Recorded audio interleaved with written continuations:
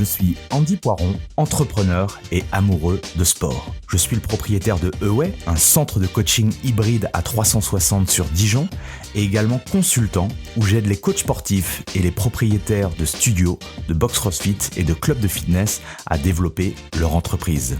Le fitness est une passion et c'est aussi un business. Dans ce podcast, le business du fitness, je vais à la rencontre de personnes ordinaires qui vous partagent leur expérience extraordinaire. Au programme, on parle de leur parcours, de comment elles en sont arrivées là, et également de leurs difficultés, de leurs succès et de tous les éléments qui peuvent vous donner des idées pour votre propre entreprise. Se nourrir des autres est l'un des moyens les plus simples d'accélérer son propre parcours personnel. Donc faites-vous plaisir, écoutez, prenez des notes, laissez-vous inspirer et très bonne écoute. Bonjour à tous, bienvenue sur le podcast Le Business du Fitness, toujours en réseau, l'événement réseau Fit Meet. Aujourd'hui, je suis du coup avec Alexis. Salut Alexis. Salut Alexis. Est-ce que déjà, avant de démarrer, de parler un petit peu du baromètre économique du secteur de la forme et du fitness, qui tu es et en quoi tu es légitime justement à intervenir sur ce levier-là? Écoute, je peux te parler du coup de l'Union Sport et Cycle. Moi, je suis chargé des loisirs sportifs marchands au sein de l'Union. Donc, une de nos missions, c'est de fédérer les acteurs du marché de la forme et du fitness. Okay. Donc, on joue un rôle de facilitateur. On offre un espace d'échange et de réflexion pour mieux connaître, promouvoir et développer le secteur. Alors, mieux connaître, c'est récolter de la data, analyser les données. Et donc c'est vraiment une étape clé pour nous, pour fixer la feuille de route. Depuis 5 ans et la crise du Covid, on met en place un baromètre économique accessible à nos adhérents, évidemment. Il s'appuie sur des données issues de CRM, donc on travaille avec Explore et Eight, et ainsi que sur des retours de nos adhérents.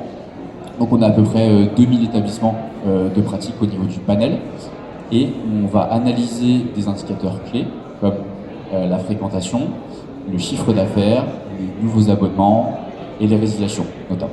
Okay. Et donc ça nous permet d'observer des grandes tendances, d'observer les variations chaque trimestre, tout en restant prudent évidemment parce qu'on pondère ces conjonctures-là. Le but en 2025, c'est vraiment d'aller plus loin, d'avoir plus d'adhérents, plus de données, plus de data, être meilleur dans la compréhension et l'analyse de ces données. Et donc, on va notamment créer un observatoire de la forme et du fitness en 2025.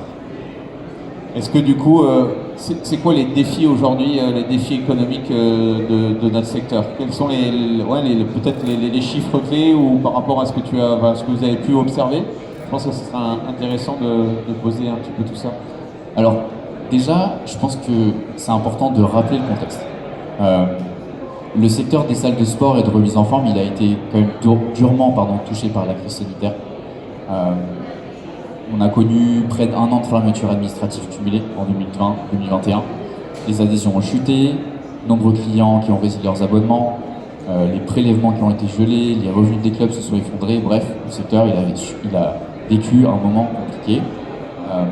On peut rappeler aussi que le secteur a survécu grâce notamment aux aides de l'État. Chômage partiel, PGE, Fonds de solidarité, etc. Et donc, c'est qu'à la fin 2022 qu'on a retrouvé à peu près un niveau d'activité qui était celui d'avant-crise. Et donc moi j'ai un chiffre qui est intéressant, c'est que dès 2022, 77% des Français assurent pratiquer autant, voire plus d'activité physique. Okay. Donc le Covid a vraiment eu un impact. Aujourd'hui les salles de sport, elles sortent un peu la tête de l'eau, on peut le voir dans les chiffres et je vais vous en parler après. Mais on peut revenir à ta question sur la partie risque et les défis. Donc, premièrement, on peut parler de l'augmentation des charges d'exploitation, sur la très forte hausse du prix de l'énergie, la hausse des loyers, l'augmentation de la masse salariale.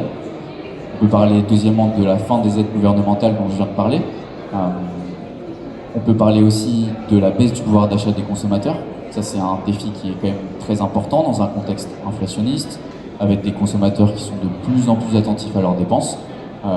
Donc en fait, l'augmentation des charges d'exploitation, elle ne peut pas être compensée par une hausse du coût des abonnements. Voilà, ça c'est vraiment un défi qui est important d'avoir en tête. On peut parler aussi de la pression concurrentielle qui s'est vraiment intensifiée. vous en avez parlé beaucoup ce matin avec vos intervenants. Je ne vais pas forcément revenir dessus, hein, mais on peut parler de la concurrence directe avec le secteur privé marchand, donc escalade, foot à 5, padel, mais on peut aussi parler de l'offre associative, avec qui on est en concurrence. On peut parler au sens large du cinéma, du bowling, des concerts, bref, une offre plus... une concurrence élargie, pardon, dont on peut parler. Et puis, je peux parler aussi du défi de l'adaptation aux nouvelles attentes des consommateurs, avec besoin de plus de personnalisation, de flexibilité, des programmes adaptés. On peut parler du fitness connecté, des offres un peu spécifiques. Voilà, donc ça implique une anticipation des nouvelles technologies avec des investissements lourds que certains clubs, plus petits clubs, n'arrivent pas à faire aujourd'hui. On peut aussi parler des attentes en matière d'engagement écologique, bâtiment durable, énergie verte et le bien-être global. Vous en avez parlé tout à l'heure. Excellent. Et pardon, je conclus, je pense que ces défis, ça représente plutôt des opportunités dont on pourra parler. Ok.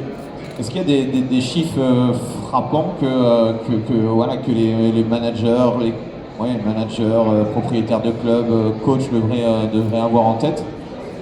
Alors, je peux revenir sur une analyse détaillée par indicateur de notre baromètre sur l'année 2024, donc qui a connu quand même des fluctuations assez importantes dans l'activité.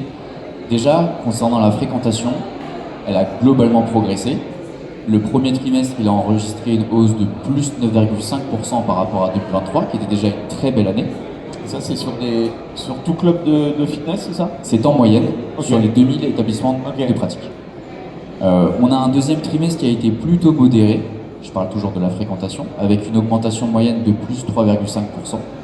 Un troisième trimestre qui a connu une reprise plutôt encourageante, 6,5%. En revanche, je peux peut-être parler de la dernière semaine d'octobre qui évidemment est marquée par les vacances et les ponts, mais qui a enregistré une forte baisse sur la fréquentation.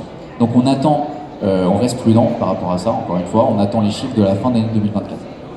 Au niveau du chiffre d'affaires, qui est un autre indicateur, il a montré une évolution encourageante en 2024. Le premier trimestre a enregistré une augmentation de plus 14% par rapport à la même période en 2023, ça c'est intéressant de le noter. Troisième trimestre qui a également affiché une hausse de plus 8%. Et enfin sur les résiliations d'abonnements, je pense que c'est important d'en parler, elles continuent d'augmenter de manière préoccupante. Elle touche désormais toutes les catégories d'âge, avec une hausse notable de plus 24% chez les moins de 30 ans et plus 40% chez les plus de 60 ans au troisième trimestre 2024. Donc on a néanmoins un nombre de nouveaux clients en 2024 qui a progressé par rapport à 2023, plus 15%. C'est important de le noter. Et c'est une progression qui est principalement portée par les femmes, plus 23%, ce qui est un indicateur assez encourageant. Donc ça augmente, mais le consommateur est plus volatile et peut-être que comme il a plus d'opportunités et plein de structures différentes, il papillonne un petit peu, ou comme on n'arrive pas à le garder dans notre structure parce qu'on n'a peut-être pas mis les bonnes choses en place, peut-être, je sais pas comment tu l'expliques toi. C'est exactement ça, mais on pourrait plutôt parler de ce phénomène chez les jeunes, avec une société de consommation qui évolue. Vous en avez parlé tout à l'heure avec des abonnements sur du Gym Libre, sur ClassPass, etc., où on a une offre pléthorique de sport autour de chez moi. Le lundi, je peux faire du pilates, le mardi, je peux faire de la danse, le mercredi, je peux aller en salle de sport fitness. Bref, on a aujourd'hui une demande de consommation qui est beaucoup plus forte qu'avant. Ok. Est-ce qu'il y a d'autres données intéressantes? Est-ce que vous avez des données, par exemple, sur la différence entre des clubs low price, low cost, ou des clubs moyenne gamme, des clubs premium, sur ce style de segmentation, pas du tout? Alors on n'a pas le détail aujourd'hui, c'est Ok. pour ça que je disais qu'on aimerait bien lancer cet observatoire pour aller plus loin là-dedans. Ok. Moi j'ai un détail sur la partie studio, Oui. voilà, qui est un petit peu différent, studio boutique qui est un petit peu différent des clubs disons traditionnels ou des salles indépendantes. Mais aujourd'hui j'ai pas exactement ce détail-là. Ok. Après, au niveau des risques, au niveau modèle économique, au niveau des offres, est-ce que tu as des choses à nous partager là-dessus? Alors plusieurs éléments par rapport à ça. on voit qu'il y a quand même des établissements et des enseignes qui tardent à évoluer face au changement. Et donc ça présente plusieurs risques. Ça présente d'abord la perte d'attractivité et de compétitivité, avec des clubs qui risquent de voir leur fréquentation diminuer, évidemment, face à des concurrents plus innovants qui proposent des services adaptés. On peut parler aussi de la difficulté à capter des nouveaux segments, parce que ne pas être à l'écoute des nouveautés et tendances du marché, c'est aussi ne pas élargir son offre. Genre, je parlais des studios qui sont très spécialisés, on parle du yoga, du pilates, du cross-training, et donc ça peut limiter l'accès à ces segments de clientèle en pleine expansion. Pour info, de mémoire, en 2024, on est à plus 4% de croissance, donc d'ouverture de nouveaux studios. Voilà. Donc c'est quelque chose qu'il faut avoir en tête et qui est important de prendre en compte. Un club peut aussi faire face à des augmentations de taux de résiliation. Vous en avez encore parlé ce matin, parce qu'une offre perçue comme statique et un peu déconnectée des besoins actuels du consommateur, ça peut conduire à un désengagement des abonnés. Ok. Et sur les studios ou tout ce qui a trait au personal training, tu as des données à nous partager? Je n'ai pas de données spécifiques. Pas de spécifiques. Ok. En ce qui concerne les tendances, l'avenir, sur quoi je dois me focaliser? On a parlé de la CSM qui partage des données. Est-ce que vous avez des retours sur ça? Oui, la CSM, qui est donc une des plus grandes organisations de médecine du sport et de sciences au monde, qui publie des enquêtes sur les tendances mondiales du fitness. Et donc en 2025, elles ont interrogé les professionnels sur plus de 45 tendances possibles. Et je peux citer le top 5 en 2025, comme levier de croissance potentielle des clubs. On a d'abord les technologies portables, donc les équipements comme les montres connectées, les trackers de fitness, les moniteurs de fréquence cardiaque. On a les applications de programmes sportifs en deuxième position, donc les applications mobiles qui permettent d'aider à programmer des séances. Et en troisième position, et ça c'est très très intéressant, c'est les programmes fitness pour les seniors, donc des exercices qui sont focus sur cette population, on pourra en parler juste après. Les exercices de perte de poids en quatrième position, en incorporant donc la nutrition, la diététique, plus qu'une routine d'exercice. Et puis en cinquième position, les exercices traditionnels de force, donc l'utilisation des haltères, des kettlebells, etc. Je peux noter quand même qu'à la 11e place, on retrouve le développement de l'activité physique chez les jeunes, et on va peut-être en parler juste après. Ok. Ouais, les deux, les moyens connectés et puis les programmes en ligne, ça peut être des outils intéressants et je pense que, ou en tout cas si c'est pas encore fait, je pense que c'est intéressant que les clubs s'y intéressent, c'est sûr. Les seniors, on en parle, enfin en tout cas moi depuis que je suis dans le milieu, alors il y a une dizaine d'années on commençait déjà à me parler de l'opportunité parce que la population elle vieillit. C'est quoi ton retour par rapport à ça? Certes, c'est mis en avant, c'est souvent mis en avant. En France, en tout cas, je vois pas énormément de choses en tout cas dans notre secteur d'activité sur ce créneau-là. Alors, pour répondre à ta question, moi, je vais peut-être prendre un peu plus de hauteur par rapport à ça. Et nous, au sein de l'Union Sport et Cycle, on a vraiment deux points essentiels sur lesquels on aimerait agir pour des raisons à la fois économiques, mais surtout sociétales. Le premier point, c'est déjà continuer à séduire et à faire bouger toutes les populations, et notamment les profils les plus éloignés de la pratique, dont font partie les seniors évidemment, mais il n'y a pas que les seniors, il y a aussi les jeunes et les personnes en situation de handicap. Je vais te donner quelques chiffres pour illustrer mon propos. Les personnes âgées de plus de 60 ans, ça représente un quart de la population en France, et ça pourrait représenter plus de 20 millions de personnes en 2050. Mais il ne représente que 6% des usagers de salles de remise en forme.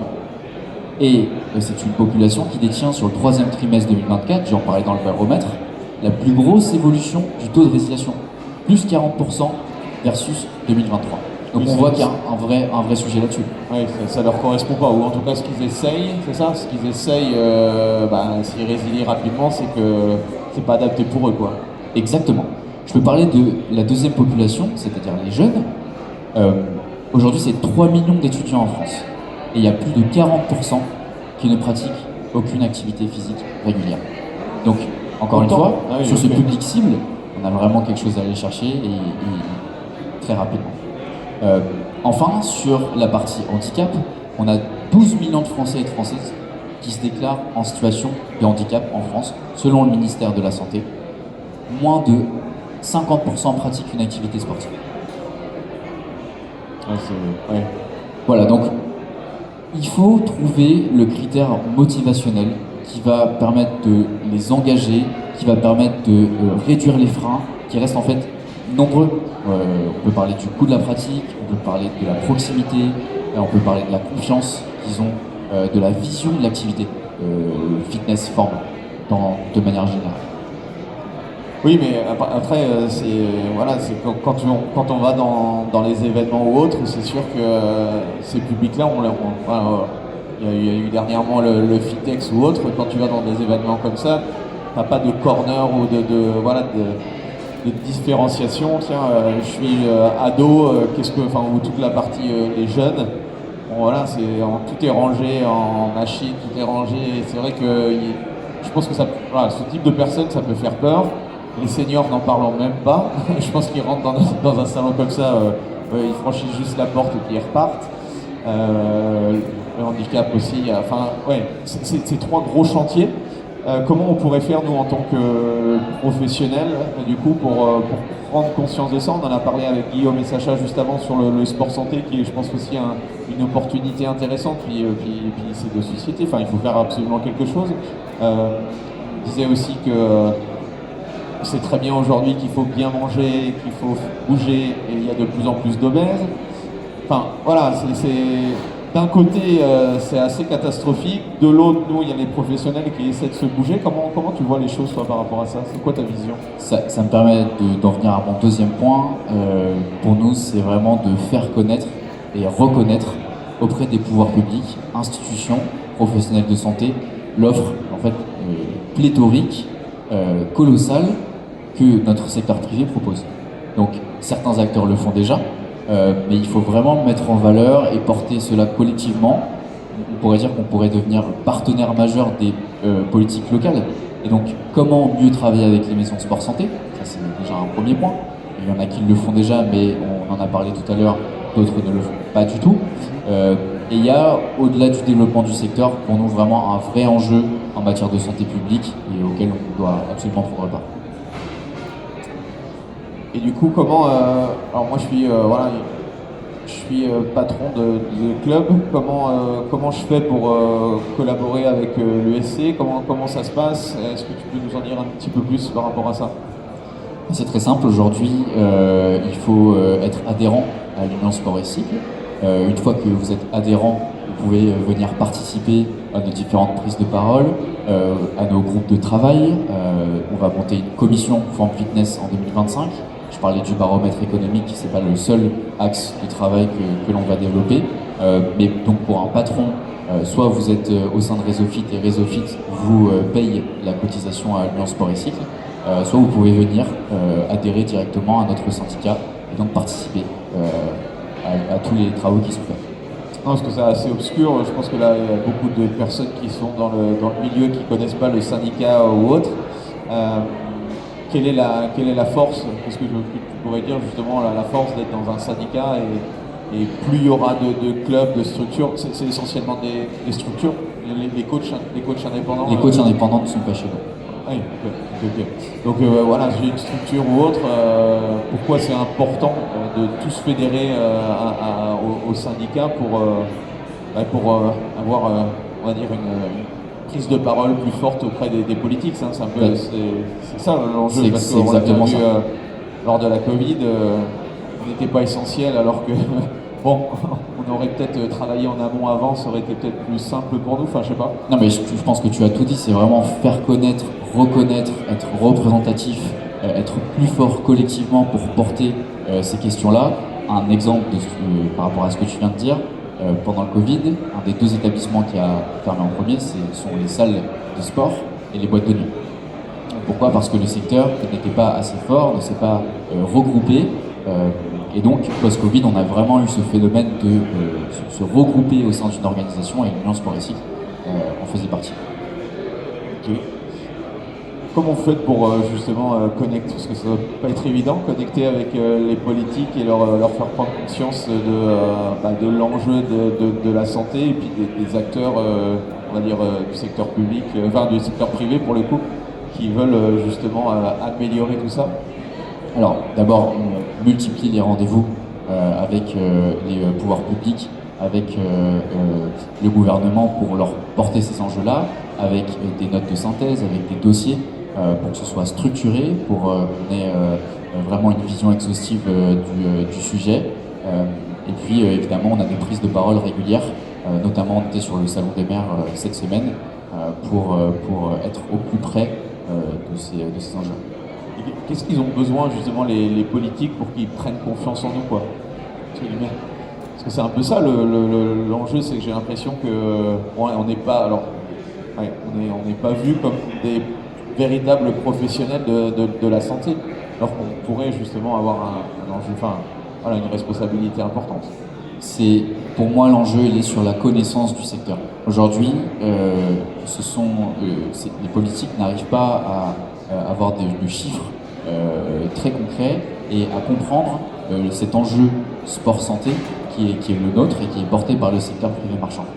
Donc c'est vraiment aller porter ces enjeux-là, leur expliquer, faire aussi de la pédagogie pour qu'ils soient vraiment au courant de ce qui se passe très concrètement et pas nous voir comme un milieu très obscur sur quelque chose de très spécialisé, bodybuilding, etc. Voilà, c'est des mots qui reviennent parfois chez les politiques. Ouais, il y a encore cette image du vieux du fitness de l'époque, quoi. Okay. Eh bien parfait, Alexis, comment on fait justement pour... est-ce qu'il y a un site internet ou est-ce qu'on peut contacter l'USC pour adhérer? Comment ça se passe? On a un site internet unionsportici.com. Je peux aussi laisser mes coordonnées évidemment juste après cette interview. Mais c'est très très simple, hein. Vous nous envoyez juste un message et nous on vous envoie un document d'adhésion qui permet de faire partie de notre collectif très rapidement. Ok. Est-ce qu'il y a une dernière chose que tu voudrais nous partager, un dernier élément qu'on aurait oublié de mentionner? Je pense qu'on est tout bon. Ok, merci beaucoup en tout cas. Merci Alexis. Voilà, c'est fini pour aujourd'hui. J'espère que l'épisode vous a plu. Merci d'avoir passé ce moment en ma compagnie. Deux petites choses avant de vous quitter. Si vous cherchez les notes de l'épisode ou que vous voulez tout simplement me contacter personnellement, allez sur mon site andypoiron.com. Donc tout attaché, www.andypoiron.com. Vous trouverez toutes les informations nécessaires. Et dernière chose, et c'est la plus importante pour moi, si vous voulez m'aider à promouvoir ce podcast, eh bien vous mettez un avis 5 étoiles sur Apple Podcast. Si vous regardez cet épisode sur YouTube, eh bien pensez à liker et à vous abonner à ma chaîne YouTube et pensez à en parler autour de vous, pensez à en parler à vos amis ou à vos collègues dans le fitness. Ça permettra véritablement à ce podcast d'avoir beaucoup plus de visibilité. Voilà, en tout cas, merci, à très vite pour le prochain épisode.